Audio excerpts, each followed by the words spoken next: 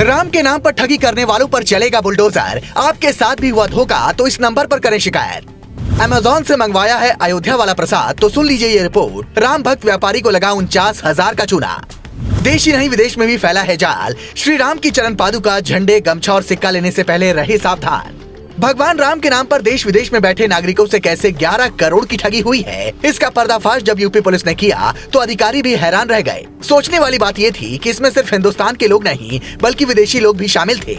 UP police ने जिस भारतीय अमेरिकी नागरिक को गिरफ्तार किया है उसने कई चौंकाने वाली बातें बताई हैं। उसने ठगी की ऐसी तरकीब बताई जिसे जानना हर राम भक्त के लिए जरूरी है ताकि आप पूरी तरह से अलर्ट रह सकें। बावजूद इसके अगर आपके साथ कोई धोखा होता है तो किस नंबर पर शिकायत करना है ये भी आपको बताते हैं, लेकिन उससे पहले सुनिए उसने क्या क्या बताया। सीओ सिटी अयोध्या शैलेंद्र सिंह बताते हैं, श्री राम जन्मभूमि प्राण प्रतिष्ठा का प्रसाद देने के नाम पर ये लोगों से ठगी कर रहा था। इसके लिए इसने वेबसाइट और सोशल मीडिया का सहारा लिया। भारतीय मूल के नागरिकों को 51 रुपए और दूसरे देश के नागरिकों को $11 में प्रसाद होम डिलीवरी करने का लालच दे रहा था। इसके अलावा Shri Ram printed T shirt, Shri Ram नाम की चरण पादुका, श्री राम नाम के झंडे, गमछा, Shri Ram printed silver coin और कई दूसरी चीजें देने का लालच देकर उसने 16 लाख से ज्यादा लोगों से करीब 10.5 करोड़ रुपए की ठगी की। मतलब ये जाल इतना बड़ा हो गया था कि इन्होंने चंद दिनों में ही करोड़ों कमा लिए। इसके अलावा हमने आपको बताया ही था कि आपके फोन पर चंदे के नाम पर QR कोड भेजकर और APK फाइल भेजकर कैसे आपका फोन हैक करने और आपको चूना लगाने की कोशिश की जा रही है। इसलिए इन सबसे सावधान रहिए।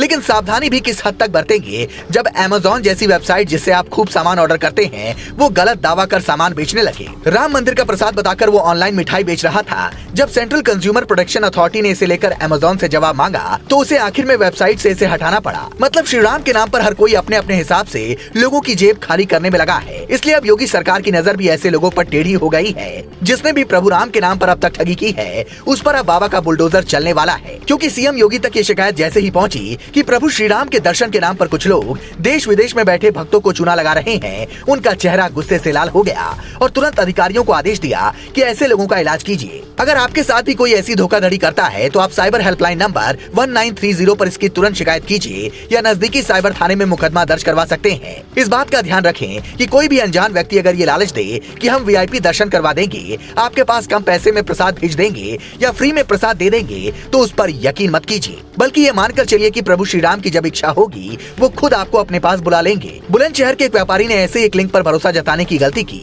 उसे कहा गया कि आपका नाम उन चुनिंदा लोगों में शामिल है जिन्हें मैसेज के जरिए निमंत्रण भेजा गया है। ये APK फाइल डाउनलोड कीजिए और खुद को रजिस्टर कीजिए।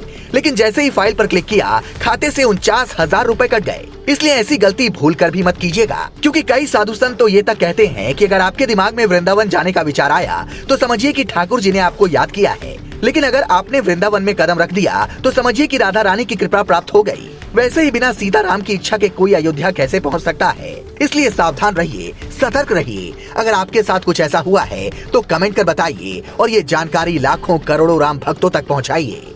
Bureau report, global Bharat TV.